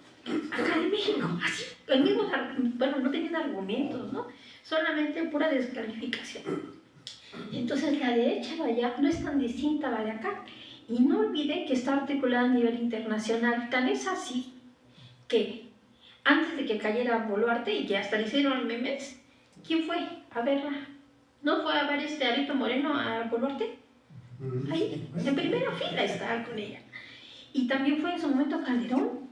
Y también dijeron, o sea, tanto Calderón como Alito Moreno le trajeron la desgracia, ¿no? O sea, así están los memes por ahí. A mí no me gusta mucho, pero a mí me divierten. En el caso de esos me divierten porque efectivamente ahí está articulada la derecha. Eso que por años negaron es visible, es bastante visible. Y con el mundo de las comunicaciones y la articulación que tenemos, nos podemos dar perfectamente cuenta de cómo están articulados. Entonces sí, Fujimori no ha muerto en el sentido de que muchos de sus ahijados políticos siguen ahí presentes. O sea, y por eso es importante desmontar esa falsedad, porque hoy el nivel de aprobación y popularidad de Castillo es impresionante, sigue siendo impresionante. Betsy Chávez igual. Betsy Chávez es presidenciable, por eso la han inhabilitado, o sea, están buscando inhabilitarla más bien, porque todavía no ha sucedido, pero van por esa ruta. Y lo mismo en el caso de Roberto Sánchez, que ahorita es el candidato que tienen ahí en la imagen, con Castillo. Él es Roberto Sánchez, es la persona que el presidente Castillo ha propuesto como el candidato a la presidencia, y Castillo va como candidato al Senado, ¿no? Entonces, así están las cosas en Perú. Por el tema del narcoterrorismo. Hubo mucho se dice mucho y está documentado, no sé si por la derecha, pero sí está documentado que parte del financiamiento que tenía en su momento Sendero Luminoso venía del narcotráfico, ¿no? Al narcotráfico le interesaba hacer negocio y a ellos les interesaba tener dinero, porque sin dinero pues, un grupo armado nomás no funciona. Ellos necesitaban armas, necesitaban muchas cosas y pues se dice que sí lo tomaron. Pero hace años que todos los de Sendero Luminoso, pues algunos de los que viven todavía siguen encarcelados y dejaron las armas. Y hubo inclusive conflictos entre ellos, pero finalmente decidieron dejar las armas. Y hoy se está llevando el caso Perseo, ¿no? De Movadef, justamente, que es una organización de derechos humanos que estaba buscando en su momento poder participar en un proceso electoral. Es decir, dejamos las armas y queremos participar electoralmente, lo cual me parece muy positivo, como en su momento lo hizo el Ejército Zapatista de Liberación Nacional, pero en el caso de ellos no les han permitido. Y hoy muchos de los dirigentes de ese caso de Perseo siguen encarcelados. Esta cosa es terrible, es un tema también de derecho internacional que recién hemos ido dando seguimiento y que vamos a tener un congreso justamente en estos días, vamos a hablar sobre ese tema porque es importante. Por eso les digo, el derecho internacional está, pero ¿quién lo va a hacer posible y ejecutable? Pues nosotros, y la derecha no lo va a hacer. Hay muchísimos abogados y juristas de derecha, pero ellos no nos van a ayudar. Por eso, los que sí sabemos derecho y que estamos en estos movimientos, tenemos que articular con otros para hacer posible el ejercicio pleno de los derechos y que las injusticias que quieren herir a toda nuestra América Latina y caribeña algún día cesen. Entonces no, ya no hay sendero luminoso, y si fuera así el caso, pues imagínense, eran los primeros que se hubieran levantado en armas de México, y hasta ahorita eso no ha sucedido, porque eso ya no existe. Ya sean los que en su momento militaron, que muchos eran de tendencia marxista, o sea, no era una situación de... También tiene su parte pues armada, porque tenía un brazo armado, pero en la parte ideológica pues eran los que estaban buscando, hablaban de una lucha de proletariado y cosas, ¿no? Las crisis económicas, sí, claro, hay crisis económica hoy, pero justamente por eso, imagínate pues que después de que durante varios años todos los presidentes están encarcelados, y en el caso de Alan García ha fallecido, ¿no? Se suicidó. Entonces imagínate si tú puedes decir que en tu país hay Estado democrático de derecho. No. Seguridad, la inseguridad está a la vuelta o sea, está inseguro, pero no solamente por lo que les he narrado que ocurrieron, que en el caso de las Fuerzas Armadas, la Policía Nacional Peruana, todos matando, ¿no? a manifestantes pacíficos. Y pues el tema del narcotráfico ahí está vigente. De hecho tenemos el Cártel Jalisco Nueva Generación y otras organizaciones en Perú, imagínense. A diferencia, fíjense, por eso es importante la articulación, pero la articulación para transformar a nuestros pueblos, ¿no? En las luchas. Ellos sí se articulan, y muy bien. Entonces están haciendo negocio en Perú. Y no se diga en el caso de las mineras, que es importante decirlo, lo que hace rato les comentaba. Mineras mexicanas están justamente en esa zona. Si en un lugar se desplegaba el ejército norteamericano, fue en esta zona donde hay minería, donde hay oro, donde hay muchísimos minerales preciosos, coltán, todo esto, ¿no? Entonces, imagínense, por eso se desplegó el ejército norteamericano. Pues, ¿por qué? Porque están protegiendo sus intereses. No olviden que la excomandante Richardson, la ex jefa del Comando Sur, dijo que lo que quería en América Latina pues, era el agua, los minerales, las tierras raras, ¿no? Toda la diversidad, todo eso querían. El petróleo, ¿no? El petróleo de Venezuela ya se lo dejaron con todas sus letras. Y tenemos que hacer todo lo posible por apropiarnos de ellos. No tuvo el menor reparo en decirlo. No sé si lo dijo sobre 5 minutos que estaba dormida o qué ocurrió, pero así fue. Entonces, así o más claro, ¿no? O sea, muy claro, o sea, va por toda América Latina, y no se diga en el caso de México, que tenemos nuestros recursos y que evidentemente hacer un gobierno no cómplice, no títere, pues también están sobre nosotros. Por eso tenemos que tener una articulación muy clara y muy concreta, y pues felicitar las acciones de Gustavo Petro, del presidente Nicolás Maduro, que en hecho el caso del presidente Nicolás Maduro nunca se quedó quieto, porque él sabe pues, que sistemáticamente ha sido agredido por el imperialismo, así, sistemáticamente. Más de 900 medidas unilaterales de sanciones, ¿no? Más. ¿Y qué es lo que hizo? En lugar de ponerse a llorar cuando las cumbres de las Américas, que si no los invitaban y todo, ¿qué hizo? Él se fue a Oriente Medio, se puso a negociar con Putin, se fue a negociar con la India, se fue con la Federación Rusa, se fue con Irán, se fue con todos. ¿Sí? ¿Por qué? Porque no te puedes poner a llorar si esa es tu realidad, sabes que vienen por ti, pero pues ni modo que te quedes ahí esperando el golpe. No, hay que moverse. Y entonces justamente la invitación de este conversatorio es a movilizarnos, a informarnos y a articularnos. Ningún movimiento que no se organice va a tener éxito. Pasivos nos van a aplastar. Pero no, en México, Estados Unidos sabe que tenemos una alta capacidad de articulación internacional, por eso es que México está siendo una parte de la esperanza de toda nuestra América Latina. Debo de comentarles que muchas de las personas con las que me articulo a nivel internacional siempre nos dicen, ¿qué están haciendo? ¿Qué están haciendo justicia? Platícame, háblame. Y me invitan para eso, para que les hable de qué está haciendo clave, de cómo ha solventado tal problemática y así, ¿no? ¿Por qué?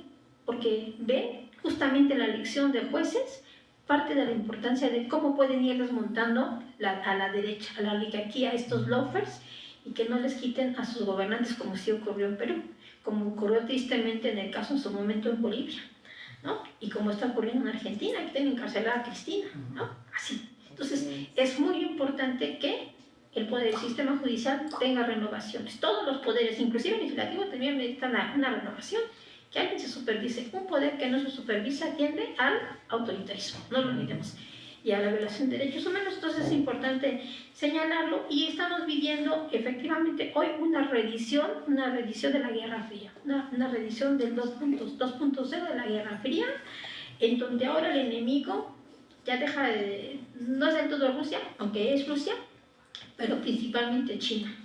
¿Por qué? Porque efectivamente China hoy ha avanzado en materia económica y le ha ganado a Estados Unidos, y en materia tecnológica y en varias situaciones, en materia militar y así.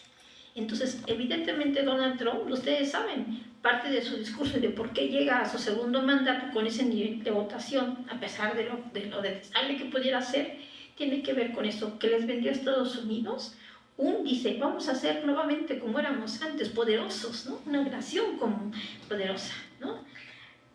Y los Estados Unidos, imagínense, después de que han tenido crisis económica, los jubilados no tienen dinero, los que fueron a la guerra están, los veteranos de guerra están sin dinero, la gente que iba a la universidad ya no puede pagar la universidad, ya no puede pagar la hipoteca, el tema de la salud colapsado, todo. Pues imagínense, tú le llegas con ese discurso a un pueblo, ¿qué te dicen? No, pues sí, hay que vamos a apoyarlo, ¿no? Porque queremos ser tan poderosos como éramos antes. Pero pues no es así, no es aplastando a los demás como vas a ser poderoso, sobre todo porque al pretender aplastar a otros países con aranceles absurdos, ¿no? Totalmente fuera de lugar, también vas afectando tu economía, porque muchas de las empresas que hoy pretenden imponer aranceles son empresas norteamericanas, entonces es como darse un balazo en el pie, ¿no? Entonces es muy importante decirles eso, y decirle que efectivamente todas las embajadas, queridas compañeras y queridos compañeros, todas las embajadas de Estados Unidos tienen esa función de estar haciendo inteligencia, pero para derrocar a gobiernos no afines a sus intereses. Entonces fue el caso de Perú. No es el caso distinto de Ronald Johnson, a pesar de que diga que no. Ese señor es un reaccionario de derecha, y tenemos que estar perfectamente articulados y cohesionados, porque México es un país que ellos pretenden que forme parte de una estrella más de sus banderas, y no lo vamos a permitir, porque pues por eso somos personas pensantes y que nos articulamos, identificamos y sabemos de qué se trata todo. Estas movilizaciones que están convocando para los próximos días tienen que ver con eso, ¿no? Claro. El movimiento es totalmente de derecha para generar estabilidad, lo mismo que sucedió en el caso de este señor que han matado en Michoacán, ¿no? Que lo hicieron, ya de pronto ya casi era un santo, ¿no? Ya no nos faltaba que lo beatifiquen, ¿no? El Vaticano. Terrible, o sea, digo, no, yo no digo que no hay que indignarnos, claro que hay que indignarnos ante una situación así, pero hay una narrativa detrás de eso, una orquestación muy concreta para desestabilizar el gobierno mexicano, porque ustedes sí, lo primero que empezaron a decir, que Claudia tenía la culpa, o sea, Claudia ni siquiera vive allá, ella no es la secretaria de seguridad, ella no es la escolta, o sea, muchas situaciones, esas narrativas se van imponiendo. Si no tenemos freno a esas narrativas, pues ya todo el mundo va a decir que pues, la asesina es Claudia, ¿no? Le hacen la prueba de resonato y no va a pasar, pero mientras ya se instauró una idea, que es justamente lo que hace la guerra mediática, la guerra cognitiva, porque hoy la batalla está en nuestras mentes y a través de nuestros dispositivos celulares. Ahí está, ¿vale? Entonces mucho cuidado y hay que tener mucha articulación. Y pues no sé si me faltó algo. Sí. La institución constitucional, la institución del Parlamento está dentro de la Constitución. Sí. Eso. No, y la otra cosa, el puerto de Chancay. Así es, de la ruta de la seda, que es muy importante, no sé qué pasó ahí. Okay. En esta batalla geopolítica, queridos compañeros, pues efectivamente, ahí están los dos, ¿no? Estados Unidos queriendo recuperar una hegemonía que ya no tiene, y China emergiendo, que ya emergió, como la principal potencia a nivel mundial. Entonces, y la articulación china no la empezó ayer, ha venido trabajando desde hace tiempo con América Latina. Y entonces, ¿qué es lo que tenemos que hacer? ¿Qué es lo que tenemos que mirar? ¿Cuál es la lección? México también tiene que hacer lo mismo, de hecho lo tiene Tratado de Libre Comercio, tiene comercio con China, y estamos ahorita trabajando muy fuerte dentro del Instituto Nacional de Formación de Morena, justamente en esa idea. Estamos trabajando con el hijo del doctor Dussel, porque queremos trabajar muy fuerte. Es importante, o sea, muy importante ser aliado comercial estratégico de China. ¿Por qué? Porque el multilateralismo, ¿no? El querer ser independientes, soberanos, no nada más es por decreto. Tienes que hacer articulaciones para que no te quedes solo en el mundo. Es cooperación, no robo. Así es, cooperación y no robo. Es correcto, querido Walter. Entonces, esa es la idea. Y en el caso del puerto de Chancay, efectivamente, ese puerto es estratégico. Pero ¿quién lo construyó? Los chinos, ¿no? Entonces, ¿qué es lo que quiere Estados Unidos? Que estén los chinos en América Latina, en Perú.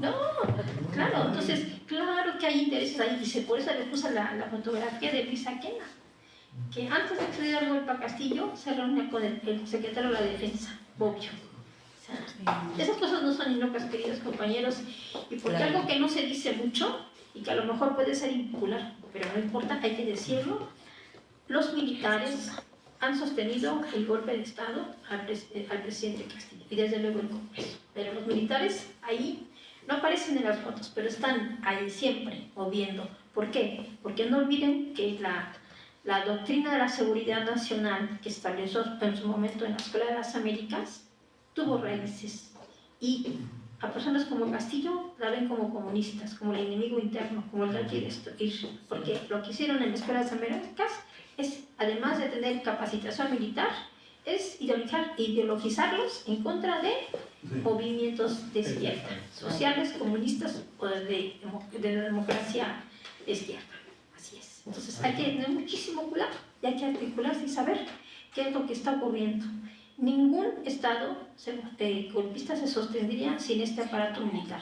La prueba es que hasta ahorita ninguno de los militares ni los policías peruanos han sido sancionados, a pesar de que existen carpetas por parte de las víctimas y a pesar de toda la observación internacional de Human Rights Watch, de Amnistía Internacional, de nuestra misión internacional de los pueblos en movimiento, de muchísimas organizaciones del propio sistema interamericano y sistema universal de Naciones Unidas. Entonces, hay muchas tareas y hay que seguir articulados, y pues que viva Perú, que viva Castillo, que viva la libertad, la solidaridad de nuestros pueblos y países. No me contestaste la pregunta esa, de si fue constitucional. Ya. Sí, fue un error. Y de hecho, sí, totalmente fue un error. Alguien le ha preguntado a Castillo sobre quién le redactó el documento, ¿no? Y hay muchas especulaciones, pero hasta ahorita son especulaciones. A lo mejor fueron los enemigos que agregaron el papel de ese. No lo dude. No lo dude, porque Castillo lo que estaba buscando era tener una salida, porque él tenía miedo de que lo encarcelaran. No, se me van a encarcelar, me van a quitar y además me voy a encarcelar, y qué va a pasar y todo mi gabinete. Entonces, en una situación desesperada, porque al final, al siguiente día, que es cuando da este mensaje, es cuando se entera que ya tenían los votos, es decir, los que eran sus aliados, los que lo llevaron al poder, lo habían traicionado. Y entonces dice, pues ya todo se ha perdido, se ha jodido, ¿no? Entonces, pues hace el discurso y lo presenta, pero este discurso es muy parecido, ¿no? Muy parecido al que en su momento dicta Alberto Fujimori. Entonces no lo dude, querido Walter, compañeros, que detrás de esas ideas está la derecha, claro, en una situación de desesperanza, y ustedes saben que muchos de derecha que luego pues se disfrazan de izquierda y en realidad... Ollantamala, ¿te acuerdas? Claro, sí, así es. Entonces, cada discurso de izquierda acá en el seminario del pues PP. ahí está. Resultó corruptísimo. Sí. Pues eso, yo agradecerle su paciencia y su escucha, y pues a seguir articulando por nuestra América Latina, Caribe y nuestro mundo, que sí está despertando, qué bueno, hacia mejores estadios, que es la idea del internacionalismo y la solidaridad entre los pueblos, países y gobiernos. Déjame leer algunos comentarios. Nos comenta nuestro amigo y compañero Juan José Dávalos. Dice, Dina Boluarte debería ir a la cárcel. Es un ejemplo de cómo la traición es la mayor causa de las derrotas. Y por corrupta, además. Es correcto. Dina Boluarte es una de las personas que sigue sin justicia, porque además ella pues ordenó, ella como jefa de las Sí. Fuerzas Armadas ordenó muerte. justamente eso, todo lo que ocurrió en Perú tiene Sí. una responsable y esa se llama Dina y efectivamente necesitamos justicia para las víctimas y necesariamente tiene que investigarse y sancionarse. Y desde luego Alberto Tarola y otros. Y también dice que lograr la unidad, como lo habías estado mencionando, debe de ser amplia, fuerte y con principios. Es Para correcto. todos los movimientos que en un momento dado se organizan aquí en América Latina como resistencia, como propositivos, o hay que buscar una forma de llamarles, ¿no? Que no nada más sea resistencia, aunque sí la lleven, ¿no? Es correcto. La articulación con principios es fundamental, ¿no? Así No se es. trata de que nos articulemos y de pronto a la vuelta de la esquina le damos la puñalada a nuestro compañero. Sí, sí, No. Yo siempre digo que hay que poner por encima de todo los principios claro. y las luchas. Repítenos, dijiste que iban a hacer unas reuniones de trabajo para que hagas la invitación a quien se quiera sumar, o ya sea presencial o conocer. Sí, vamos a hacer una actividad de la coordinadora internacional justamente de los presas y presas políticos del mundo. Ajá. Vamos a hacerla la próxima semana, entonces yo les mandaría la invitación aquí con Laura para quien se quiera articular. Van a ser 3 días y vamos a hablar de cosas muy interesantes, entre ellas el tema del caso Perseo, lo que ocurre en Perú, el derecho penal del enemigo que vamos a exponer y cómo también el derecho debe de apoyar a nuestros pueblos, ¿no? Fundamental que los abogados que estamos de izquierda y que estamos convencidos que el derecho es un arma poderosa, pues nos puedan también escuchar. Van a venir gente de Perú y muy interesante va a estar. Entonces, ¿Va a ser aquí en México? Sí, en México, va a ser aquí en México. Compañera, una cosilla quería decirte que me toca a mí porque yo más o menos he estudiado esto. Tú dijiste las escuelas de las Américas, que estaban en Panamá, después del otro estaba Torrijos Castro y ahora está en Georgia. Así es. Sí. Bueno, pero los alumnos mejores que tuvieron fueron los dictadores Videla, Pinochet, todos Así esos. es. Fueron alumnos de escuelas. Ahora, que Chávez fue el que la vio como militar que era, y bueno, yo también como militar que fui, nosotros estuvimos organizando en Uruguay una cosa así, nacionalista, y perdimos y vacilamos. Pero Chávez, la transformación de las Fuerzas Armadas es lo más importante. Ya se había transformado las Fuerzas Armadas, sin embargo en 2002 hubo un golpe de Estado, una de las que firmó fue la Premio Nobel de la Guerra, esta Corina Machado, una firmante que entró Carmona, uno de los más apoderados oligarcas ahí. Entonces, ahí todavía las Fuerzas Armadas le faltaba un poquito porque parte de las Fuerzas Armadas mínima apoyó a Carmona. Sin embargo, la mayor parte y el pueblo tiraron abajo en 47 horas el golpe de Estado. Eso es la transformación. Es correcto. Y la hipótesis de conflicto es el enemigo principal, es el imperialismo yanqui, no los pueblos hermanos, Es correcto. ni los gobiernos hermanos. Por eso la labor de Chávez fue fundamental. Y por eso ahora, como no tienen militares ahí, entonces tienen los submarinos, los portaaviones, todo eso ahí. Porque las Fuerzas Armadas son fieles al pueblo. Es correcto. Y además las milicias populares. Es correcto, hay por que eso transformar las es Fuerzas Armadas. Y en correcto. México hay que transformarlas. Totalmente de acuerdo. De hecho, ahorita en un diplomado de Morena, justamente que tuvimos el diplomado que recién concluyó, la otra historia de Estados Unidos, tuvimos ese diplomado. Yo estoy escribiendo justamente sobre la doctrina de seguridad nacional y la necesaria transformación. A nuestros jefes militares les metieron ideología para aplastarnos, para someterse a Estados Unidos. Cuando menos se dieron cuenta, estaban realizando lo que Estados Unidos les estaba pidiendo sin darse cuenta. Pero justamente la importancia de Chávez, por eso tan perseguido, tiene que ver con que Chávez entendió, comprendió y articuló a partir de Bolívar, a partir de la articulación internacional de la Gran Colombia, ¿no? De la patria grande. Y seguimos por esa ruta. Y sí, efectivamente tenemos que hacer muchísimo trabajo con nuestras Fuerzas Armadas porque tienen que estar del lado de nosotros, del pueblo, porque también ellos son pueblo. Nada más que Si tienen una ideología contraria a los intereses de los mexicanos, pues evidentemente va a ser complicado. Y parte del acierto de Chávez tiene que ver con eso, que él sí lo logró. Y como bien dijo Walter, si alguien defendió cuando le dieron el golpe, fueron los militares. El pueblo, claro, pero los militares que lo ayudaron. Sí, imagínense si los militares se hubieran volteado contra Chávez, estaríamos hablando de una historia totalmente distinta a la que hoy estamos hablando. Claro. Y iba a vencer. Iba a vencer Venezuela. Va a vencer Venezuela porque estamos articulados. No solamente a nivel regional, sino a nivel mundial, con las potencias que quieren también modificar esta tradición de Guerra Fría 2.0. Muchas gracias. Sí. Muy bien, gracias.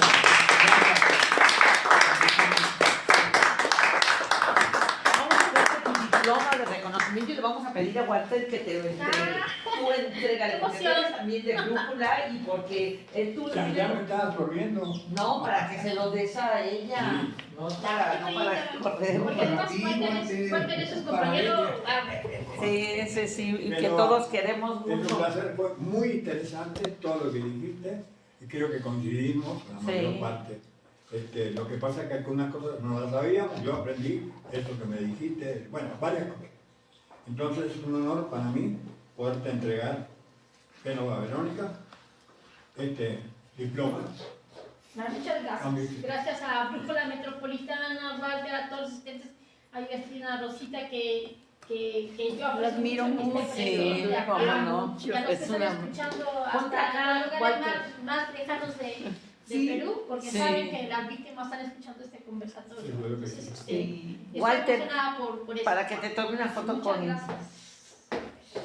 con Génova, así para que salga la bandera de Perú también, y la de México. ¡Viva Perú! ¡Viva Perú! ¡Viva Perú! ¡Viva América Latina! ¡Viva América Latina! ¡Viva Betty Chávez, que vaya a venir! Vamos a ver, sí. Génova, felicidades. Gracias. Hay que apoyar a Betsy ahora que llegue, estemos listos todos. Pues muchas gracias, compañeros. La verdad ha sido una super charla la que nos diste hoy, porque muy amena y muy informativa. Y sobre todo, pues tú tienes toda la información del mundo, por eso no podíamos dejar pasar esta actividad. De verdad, porque hay veces que nos están atiborrando con tantas cosas que hay que estar corriendo atrás de la información. Muy, muy buenas las fotos, muy buena la selección de los temas y bueno, pues nada más que agradecerte, querida. Y esperemos que pronto nos vengas a dar esa otra que quieres hablar de esos temas. Ahora que pues tú dinos y tú sabes, lo sabemos que estás muy ocupada. Entonces, pues, pero ¿verdad? puede venir en la hora de su comida. En la hora de la comida, como ahorita, ¿verdad? Es hora de... O de la cena, aquí la agarramos. Sí, como no, con mucho gusto. Y pues, sí, porque además te digo, vamos a hablar de Chupán en México, nos vamos a ir a Caracas también representando a México, justamente para apoyar al gobierno bolivariano, al presidente Nicolás y a todos los compañeros que también, ustedes saben, la lucha es diaria, ¿no? Es permanente. Pero hoy representa uno de los espacios de articulación internacional más importantes de América Latina y del mundo, justamente Venezuela. Y por eso, claro, y por eso es importante que estemos continuemos con las reuniones, no nada más, digo, hay muchos que les gusta estar todo en línea por el trabajo, por muchas cosas, pero lo importante, como siempre lo hemos dicho y tú siempre nos lo has también confirmado, es el encuentro personal, el vernos, el saber que estamos ahí y que podemos contar unos con otros, porque a veces en el internet estamos, ¿verdad? Nada más dándoles el like a todo.